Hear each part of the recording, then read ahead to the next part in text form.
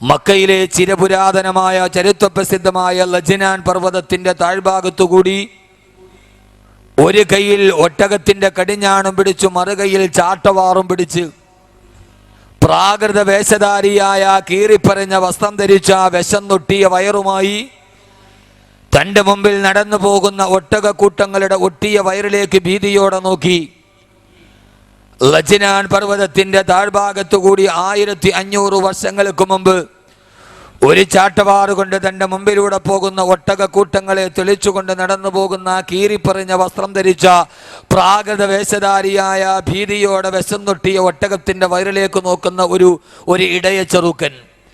ആ ചെറുക്കന്റെ കണ്ണിലേക്ക് നോക്കിയാൽ തന്നെ അറിയാം അവന്റെ മനസ്സിൽ എന്തൊക്കെയോ വല്ലാത്ത ഒരു ഭീതി അവനെ അലട്ടുന്നുണ്ട്. ആ പ്രാകൃതനായ കീറിപ്പറഞ്ഞ മുഷിഞ്ഞ വസ്ത്രം ധരിച്ച ആട്ടടയനായ ചെറുക്കനെ അലട്ടുന്ന ഭീതി മറ്റൊന്നുമല്ല. വൈകുന്നേരം ഒട്ടകക്കൂട്ടുമായി തൻ്റെ വീട്ടിലേക്ക് തിരിച്ചു പോകുമ്പോൾ, രാവിലെ ഒട്ടകത്തെ തീറ്റാൻ പറഞ്ഞു വിട്ടിട്ട് വൈകുന്നേരം തിരിച്ചു പോകുമ്പോൾ ഒട്ടകത്തിന്റെ വയറ് നിറഞ്ഞില്ല എന്ന കാരണത്താൽ തൻ്റെ ക്രൂരനായ പിതാവ് ഈത്തപ്പന മരത്തിൽ കെട്ടിയിട്ടിട്ട് ചാട്ടവാറുകൊണ്ട് തന്നെ അടിക്കുമല്ലോ എന്നോത്ത് വീട്ടിലെത്തുമ്പോൾ ചാട്ടവാറിന്റെ അടിയേറ്റ് പ്രഹരമേറ്റ് പുളയേണ്ടി വരുമല്ലോ എന്നോത്ത് കണ്ണുകൾ ഈറനണിഞ്ഞ് പേടിയോടെ ഭീതിയോടെ വിഹുലതയോടെ വിഭ്രാന്തിയോടെ പരിഭ്രാന്തിയോടെ നടന്നു പോകുന്ന ഒട്ടകത്തിന്റെ ചാട്ടവാറും പിടിച്ചുകൊണ്ടുപോയ കീറിപ്പറഞ്ഞ വസ്ത്രം ധരിച്ച ആ ഇടയ ചെറുക്കനാണ് പിൽക്കാല ലോക ചരിത്രത്തിൽ നെപ്പോളിയനെ പോലും വിസ്മയിപ്പിച്ച, ഗാന്ധിജിയെ പോലും ആഗ്രഹിപ്പിച്ച, ആർക്കും വഴങ്ങാത്ത ലോകത്തിന്റെ ഏറ്റവും വലിയ ഒരു റൊമാൻറ്റിക് ഭാവനയ്ക്ക് പോലും സങ്കല്പിക്കാൻ കഴിയാത്ത രീതിയിൽ ആത്മീയതയുടെ അത്യുന്നതത്തിലേക്ക് കടന്നുപോയ മൊറോക്കോ മുതൽ യൂറോപ്പ് വരെ ഒരൊറ്റ സമയത്ത് തൻ്റെ അധികാരത്തിന്റെ കീഴിൽ അടക്കി ഭരിച്ച ലോകം കണ്ട ഏറ്റവും മഹാനായ സയ്യിദുന ഉമർ ബിനുൽ ഖത്താബ് റളിയല്ലാഹു തആല അൻഹു. ആ മനുഷ്യനാണ് സൈപ്രസ് മുതൽ മൊറോക്കോ വരെ ഒരേ സമയത്ത് ഈ ലോകത്ത് മുഴുവനും അടക്കി ഭരിച്ച, പിൽക്കാലത്ത് ലോകം കണ്ട കിസ്റയും കൈസറും പേര് കേട്ടാൽ ഞെട്ടിവിറക്കുന്ന ലോകം കണ്ട മഹാനായ മനുഷ്യനായി മാറിയ ഹസ്രത്ത് ഉമർ റളിയല്ലാഹു തആല അൻഹു ആയി മാറിയത് ഈ ഇടയ ചെറുക്കനാണ്. ഈ ഇടയ ചെറുക്കനിൽ നിന്ന് ലോകത്തിന്റെ ചരിത്ര പുരുഷനിലേക്കുള്ള ഒരു പരിവർത്തനത്തിന്റെ ദൂരം, ഒരു മാനസാന്തരത്തിന്റെ ദൂരമാണ്. ആർക്കും അനുകരിക്കാൻ കഴിയുന്ന, ആർക്കും വിധേയപ്പെടാൻ കഴിയുന്ന, ഏതൊരു മനുഷ്യന്റെ ജീവിതത്തിലും ഒരു പ്രകാശത്തിന്റെ ഗോപുരമായി, ഒരു വടിവിളക്കായി തെളിയിക്കാൻ കഴിയുന്ന മഹാവ്യക്തിത്വത്തിന്റെ ഉടമ ഹസ്രത്ത് ഉമർ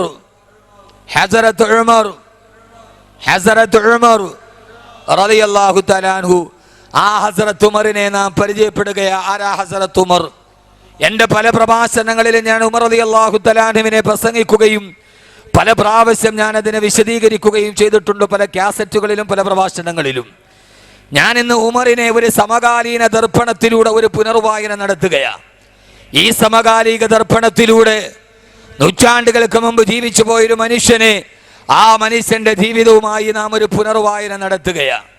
ഇന്നത്തെ ഏറ്റവും പ്രധാനപ്പെട്ട വിഷയം, കേരള രാഷ്ട്രീയത്തിലെ ഇന്നലത്തെയും ഇന്നത്തെയും വർത്തമാന പത്രങ്ങളിലെ ഏറ്റവും പ്രധാനപ്പെട്ട ചൂടേറിയ വാർത്ത, ബാറുകൾക്ക് ലൈസൻസ് പുതുക്കണോ അതോ വേണ്ടയോ? ചിലർ പറഞ്ഞു പുതുക്കണം, ചിലർ പറഞ്ഞു പുതുക്കണ്ട, ചില മഹാമാര് പറഞ്ഞു നിലനിൽക്കുന്ന സ്റ്റാറ്റസിൽ തന്നെ പോകട്ടെ. മറുവിഭാഗത്തെ ആളുകൾ പറഞ്ഞു സമ്മർദ്ദത്തിന് വഴങ്ങി ഒരാളുടെ വ്യക്തിയുടെ അഭിപ്രായം അടിച്ചേൽപ്പിക്കാൻ കഴിയില്ല. ഇങ്ങനെ ബാറുമായി ബന്ധപ്പെട്ട് പ്രധാനപ്പെട്ട മദ്യക്കച്ചവടത്തിന്റെ ഗവൺമെന്റിന്റെ ഏറ്റവും വലിയ വരുമാനമെന്ന റവന്യൂ വരുമാനത്തിന് ശേഷം ഗവൺമെന്റ് വിശേഷിപ്പിക്കുന്ന ബിവറേജസ് കോർപ്പറേഷനുകളിൽ വൈകുന്നേരം രാവിലെ മുതൽ വൈകുന്നേരം വരെ പാടത്ത് പണിയെടുത്ത് കിട്ടുന്ന ചില്ലറ നാണയത്തൊട്ടുകൾ അവന്റെ അധ്വാനത്തിന്റെ വിയർപ്പിന്റെ ശരീരത്തിന്റെ അവശിഷ്ടം മുഴുവനും വൈകുന്നേരമായി കഴിയുമ്പോൾ അവന്റെ തീരാ ദുഃഖത്തിന്റെ വിപത്തിലോട്ട് കടത്തിക്കൊണ്ടുപോകുന്ന, ഈ നാടുകളിൽ മദ്യപന്മാരെ സൃഷ്ടിക്കുന്ന, സാമൂഹ്യ ദ്രോഹികളെ സൃഷ്ടിക്കുന്ന, ലോകം കണ്ട ഏറ്റവും വലിയ പാപമായ തിന്മയുടെ മാതാവെന്ന് ആദരവായ പ്രവാചകൻ നബി മുഹമ്മദ് മുസ്തഫ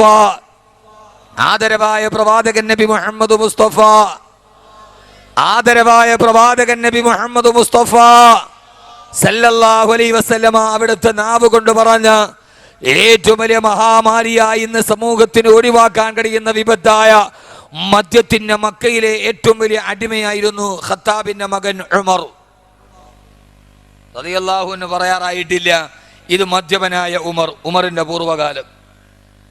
ആ ഉമർ മക്കയിലെ ഏറ്റവും വലിയ കുടിയനായിരുന്നു. ഉമറിന് കുടിക്കാതെ മദ്യമില്ലാതെ ഉമറിന് ഒരു നിമിഷം പോലും തള്ളി നിൽക്കാൻ കഴിയില്ല. അങ്ങനത്തെ ഉമർ. ചില ആളുകൾക്കുണ്ടല്ലോ, മദ്യമില്ലെങ്കിൽ അവന്റെ വിരലിങ്ങനെ വിറക്കും, അവന്റെ കൈ വിറക്കും, മദ്യമില്ലാതെ അവന് ജീവിക്കാൻ കഴിയില്ല. ആ രീതിയിൽ മദ്യത്തെ മയക്കുന്ന രാത്രികളിൽ ലജ്നാൻ പർവ്വതത്തിന്റെ പ്രാന്തപ്രദേശങ്ങളിലും ബുക്കാല ചന്തയുടെ മറുഭാഗങ്ങളും സിരകളെ ലഹരി ഭരിക്കുന്ന രാത്രിയിലും മദ്യവുമായി ഏറ്റവും വലിയ കാമുകയെ പോലെ തന്നെ മദ്യത്തെ തന്നെ മാറോടടക്കി ചേർത്ത് പിടിച്ച, മദ്യമില്ലാതെ ഒരു സമയത്ത് പോലും ജീവിക്കാതിരിക്കാൻ കഴിഞ്ഞ മക്ക കണ്ട ഏറ്റവും വലിയ മദ്യപാനത്തിന്റെ ഉടമയായ ഈ ഉമറാണ്. ആ ഉമറിന് പിന്നീട് മാനസാന്തരത്തിന്റെ മാതൃകയായി മാറിയപ്പോ, ഉമറിന്റെ ജീവിതത്തിലേക്കൊരു മാനസാന്തരത്തിന്റെ വെളിച്ചം വന്നപ്പോ ആ ഉമർ പിന്നീട് ആരായി മാറിയെന്നറിയോ? പാതിരാ സമയങ്ങളിൽ ആ നാട്ടുകാർ ഉമറിനെ കുറിച്ച് പറയുക, എന്റെ പ്രിയപ്പെട്ട സഹോദരങ്ങളെ, ലജ്നാൻ പർവ്വതത്തിന്റെ അല്ലെങ്കിൽ ലുക്കാല ചന്തയുടെ മറുഭാഗത്ത് മദ്യപിച്ചിട്ട് മതോന്മത്തനായി തെരുവോരങ്ങളിലെ വിവസ്ത്രനായി തെറിപ്പാട്ട് പാടിക്കൊണ്ട് കിടക്കുമ്പോ പാതിവടിയിലൂടെ മക്കയിലൂടെ നടന്നു പോകുന്ന നാട്ടുകാര് പച്ചത്തെറി വിളിച്ചിട്ട് വിവസ്ത്രനായി സ്വന്തം കാമുകിമാരുമായി മദ്യപാനിയുടെ കുപ്പികളുമായി കണക്ക് പറഞ്ഞിട്ട് നടന്നു പോയ ഉമർ, ആ ഉമർ തന്റെ നാട്ടിൽ ഇങ്ങനെ മദ്യപിച്ചിട്ട് വടിയിൽ കിടക്കുമ്പോഴാ ആ നാട്ടുകാർ ഉമറിനെ നോക്കിയിട്ട് പറഞ്ഞത്, ലാ യസ്ലഹു വലദു ഖത്താബ് ഹത്താ യസ്ലഹു ഹിമാറു ഖത്താബ്. ഈ ഉമറിന്റെ പിതാവായ ഖത്താബ് വളർത്തുന്ന കഴുതക്ക് മാനസാന്തരമുണ്ടായാലും ആ ഖത്താബിന്റെ മകനായ ഉമറിന് മാനസാന്തരമുണ്ടാവില്ലെന്ന് വൈകുന്നേരം മദ്യപിച്ചു വടിയരികിൽ കിടക്കുന്ന ഒരു മനുഷ്യനെ നോക്കി ആ നാട്ടുകാർ മുഴുവനും എഴുതി തള്ളിയ, മദ്യമില്ലാതെ മദ്യമാണ് എന്റെ കാമുകയെന്ന് ലോകത്തോട് പാടിക്കൊടുത്ത ആ മനുഷ്യനാണ് പാതിരാ സമയത്ത് തെറിപ്പാട്ട് പാടിയ നാവ്. ആ നാവിനെ നോക്കിയിട്ട അവസാന ജീവിതത്തിലേക്ക് മാനസാന്തരം വന്നപ്പോ ആ പച്ച തെറിപ്പാട്ട് പാടി മക്കാരുടെ പേടി സ്വപ്നമായ ആ നാവിലേക്ക് നോക്കിയിട്ടാണ് അവസാന മാനസാന്തരം വന്നപ്പോ അല്ലാഹുവിന്റെ റസൂല് പറഞ്ഞത്, ഉമറേ, ഇന്നല്ലാഹ ജഅലൽ ഹഖ അലാ ലിസാനി ഉമറ വ ഖൽബിഹി. ഹസ്രത്ത് ഉമർ മാനസാന്തരത്തിന്റെ മാതൃക ആ പച്ച തെറി പാടിയ അതേ നാവിലേക്ക് നോക്കിയിട്ടാണ് അല്ലാഹുവിന്റെ റസൂല് പറഞ്ഞത്, ഇന്നല്ലാഹ ജഅലൽ ഹഖ അലാ ലിസാനി ഉമറ വ ഖൽബിഹി. അല്ലാഹു സുബ്ഹാനഹു വ തആല സത്യത്തെ മുദ്രണം ചെയ്തിരിക്കുന്നത് ഉമറേ നിന്റെ നാവിലാ. നിന്റെ നാവിലൂടെ നീ ഒരു അഭിപ്രായം പറഞ്ഞാൽ അത് അല്ലാഹുവിന്റെ തീരുമാനമാണത്, സത്യമാണെന്ന് പച്ചത്തെറി പറഞ്ഞ നാവിനെ നോക്കിയിട്ട് അത് അല്ലാഹുവിന്റെ സത്യം പറയുന്ന നാവാണെന്ന് പറയുന്ന രീതിയിൽ മാനസാന്തരത്തിന്റെ മഹോന്നത മേഖലയിലോട്ട് കടന്നു പോകുമ്പോ എന്റെ പ്രിയപ്പെട്ട സഹോദരങ്ങളെ, പാതിരാത്രിയിൽ മദ്യത്തിന്റെ വ്യഭിചാരത്തിന്റെ ലഹരിയുടെ അടിമയായി ആ നാട്ടുകാരുടെ പേടി സ്വപ്നമായി കഴുതക്ക് മാനസാന്തരമുണ്ടായാലും ഈ മനുഷ്യന് മാനസാന്തരമുണ്ടാവില്ല, ഇവൻ നശിച്ചവനാണെന്ന് ആ നാട്ടുകാർ ശപിച്ച മനുഷ്യനോട് നോക്കിയിട്ടാണ് അല്ലാഹുവിന്റെ റസൂല് രണ്ടാമത് പറഞ്ഞത്, ഇതോടുകൂടി എന്നോടുകൂടി ഞാനോടുകൂടി ഈ ലോകത്തിന്റെ പ്രവാചകത്തിന്റെ ശൃംഖല അവസാനിക്കുകയാ. പ്രബോധന വീതിയിൽ പ്രബോധനവുമായി പ്രബോധിത സമൂഹത്തിനോട് പ്രബോധനം നടത്താൻ വന്ന പ്രവാചകന്മാരുടെ ശൃംഖല ഇവിടെ അവസാനിക്കുകയാ. എനിക്ക് ശേഷം എങ്ങാനും ഒരു പ്രവാചകൻ ഈ സമൂഹത്തിൽ വരാൻ സാധ്യതയുണ്ടെങ്കിൽ അതാരാന്നറിയോ? ഉമർ. എനിക്ക് ശേഷം ഒരു പ്രവാചകൻ വരാൻ സാധ്യതയുണ്ടെങ്കിൽ അത് ഉമറാണെന്ന് പറയാ. ആരാ സഹോദരങ്ങള്? ഒരു നാട് എഴുതി തള്ളിയവനെ റിസാലത്തിനെ ഏറ്റുവാങ്ങാൻ പറ്റുന്ന സംശുദ്ധമായ വ്യക്തിത്വത്തിന്റെ ഉടമയാണ് ഈ മനുഷ്യനെന്നല്ലാണ്ട് റസൂല് പറയുമ്പോ ഇതാരെ കുറിച്ചാ പറയുക? മാനസാന്തരത്തിന്റെ മാതൃകയെ കുറിച്ച്. മാനസാന്തരത്തിന്റെ മാതൃകയെ കുറിച്ച് ആരടാ എന്ന് ചോദിച്ചാ ഉക്കാല ചന്തയില് പേശിയിൽ നിന്ന് മല്ലന്മാര് വന്ന് ഗുസ്തി നടത്തിയിട്ട് മക്കാ ഖുറൈശികളെ മുഴുവനെ പരാജയപ്പെടുത്തി. ആരുണ്ടടാ നിങ്ങളെ പരാജയപ്പെടുത്താനെന്ന് ചോദിക്കുമ്പോ ആ സമയത്ത് ഗോദയിലേക്ക് ചാടി ഇറങ്ങിയിട്ട് ഞാനുണ്ടടാ എന്ന് പറഞ്ഞ് പേർസിയിലെ അധികായന്മാരായ മല്ലന്മാരെ നിമിഷം കൊണ്ട് മലത്തിയടിച്ച് അവന്റെ നെഞ്ചിലേക്ക് കാലെടുത്തു വെച്ചിട്ട് നെഞ്ചത്ത് കൈയടിച്ചിട്ട് ആരുണ്ടടാ ഖത്താബിന്റെ മകൻ ഉമറിനെ തോപ്പിക്കാനെന്ന് വെല്ലുവിളിച്ച മനുഷ്യനാണ്. ആരടാ ഉമറിനോട് എതിരിടാനെന്ന് മക്കാ ഖുറൈശികളുടെ നെഞ്ചിന് നേരെ ആരെയും കൂസാട ചോദിച്ച ധിക്കാരിയായ ഉമറിന്റെ നാവിന് വാളിന്റെ മൂർച്ചയാണെന്ന് ആ ഉമറിന്റെ നാവ് കണ്ടാണ്, അതേ ഉമറിന്റെ നാവ് കണ്ടാണ് ഉക്കാല ചന്തയിലെ തെറിപ്പാട്ട് പാടിയ ഉമറിന്റെ നാവ്. ആ നാവ് ആകാശത്തിലേക്ക് കണ്ണുകുളിയെത്തിയിട്ട് അല്ലാഹുവേ നാവ് കൊണ്ട് വിളിച്ചപ്പോ എന്റെ പ്രിയപ്പെട്ട ചെറുപ്പക്കാരാ,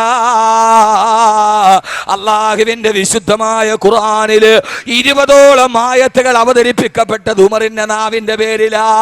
പിന്നീട് ഈ മനുഷ്യനാരായി മാറി ആർക്കും വിശ്വസിക്കാൻ കഴിയാത്ത, അനുകരിക്കാൻ കഴിയുന്ന രീതിയിൽ ഒരു റൊമാൻറ്റിക് ഭാവനക്കൊരു നാടക രചയിതാവിന്റെ സങ്കല്പത്തിന് പോലും ഒരുങ്ങാൻ കഴിയാതെ ഈ മനുഷ്യന്റെ നാവെന്ന് പറഞ്ഞപ്പോ ആ മനുഷ്യന്റെ പേരിലാണ് അല്ലാഹുവിന്റെ വിശുദ്ധമായ ഖുർആനിലെ 20ഓളം ആയത്തുകൾ അവതരിപ്പിക്കപ്പെട്ടത്.